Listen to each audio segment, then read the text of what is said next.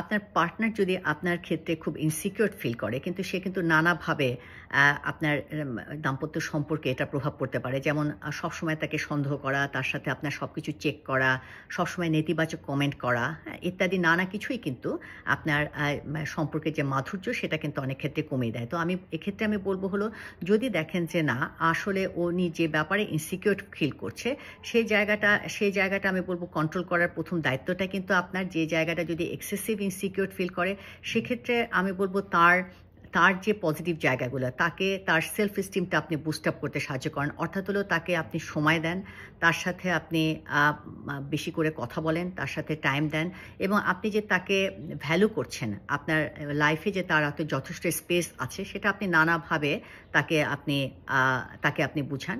আপনি যতটুকুন সময় অনেকখানি সময় দিচ্ছেন, তার চাইতে ইম্পোর্টেন্ট হলো যতটুকুন টাইম দিচ্ছেন সেটা যেন খুব কোয়ালিটিফুল হয়।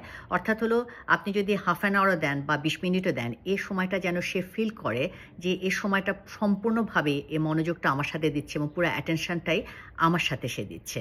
কাজেই এই আমাদের দাম্পত্য সম্পর্ক যেহেতু পরস্পরের ভালো থাকার একটা অন্যতম নির্ধারক, কাজেই আপনি যতটুকুন আপনার পার্টনারকে ভালো রাখতে পারবেন, আপনার পার্টনারও কিন্তু চেষ্টা করবে আপনাকে সেভাবে ভালো রাখতে। সবাই ভালো থাকুন।